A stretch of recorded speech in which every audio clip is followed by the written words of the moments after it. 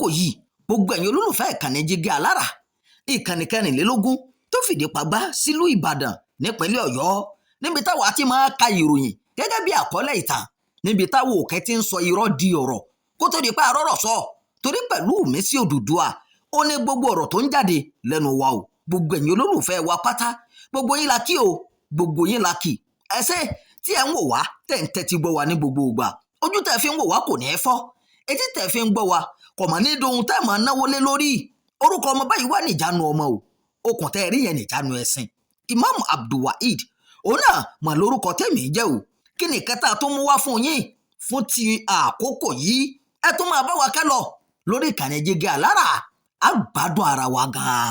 Obìnrin kan farahàn nílé ẹjọ́ lórí ẹ̀sùn jìbìtì 42.3 million naira nípínlẹ̀ Èkó. Àjọ tó ń rí sí ìwà àjẹbánu lórílẹ̀‐èdè Nàìjíríà Economic and Financial Crime Commission EFCC ti gbé obìnrin kan Chiwendu Fidelia Ohenabo lọ sílé ẹjọ́ ilé ẹjọ́ gíga ti ìpínlẹ̀ Èkó tó wà ní Ìkẹjà lórí ẹ̀sùn pé ó lu jìbìtì owó tó tó 42.3 million naira. Ìròyìn tó tẹ̀ wá lọ́wọ́ sọ pé ẹ̀ka EFCC Lagos Zonal Directorate wà ló gbé Ohenabo lọ sílé ẹjọ́ ní ọjọ́rú níbi tí wọ́n ti fi ẹ̀sùn méjì kàn án. Ẹ̀sùn àkọ́kọ́ ni gbígba owó pẹ̀lú jìbìtì èkejì ni yíyí owó ẹlòmíì padà sí lílo ara ẹni gẹ́gẹ́ bí EFCC ṣe sọ.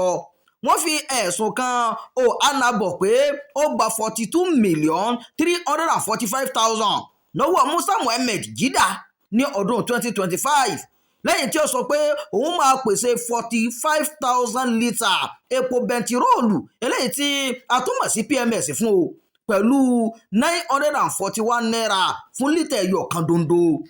EFCC tó fi ẹ̀sùn kàn án lẹ́yìn tí ó gba owó náà ó yí 42,345,000 náà padà sí lílo ara rẹ̀.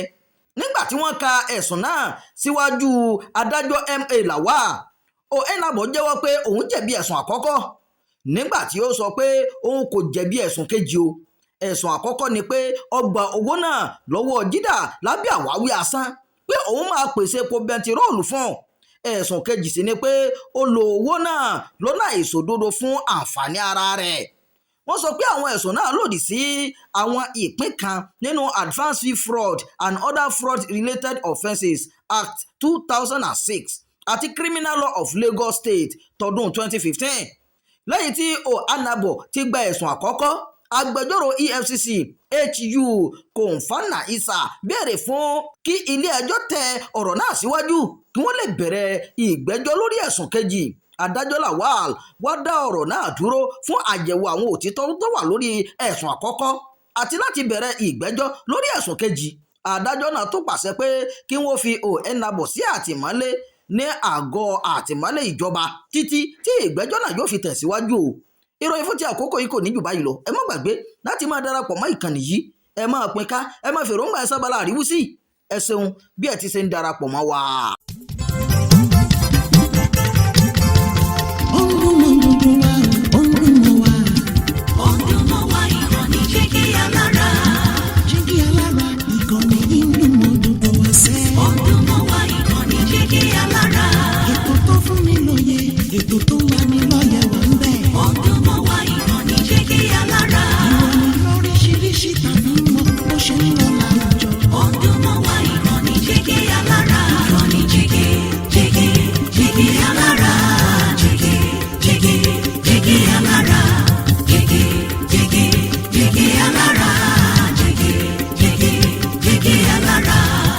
Ìkànnì Jígí Alára 24 bàbá gbogbo.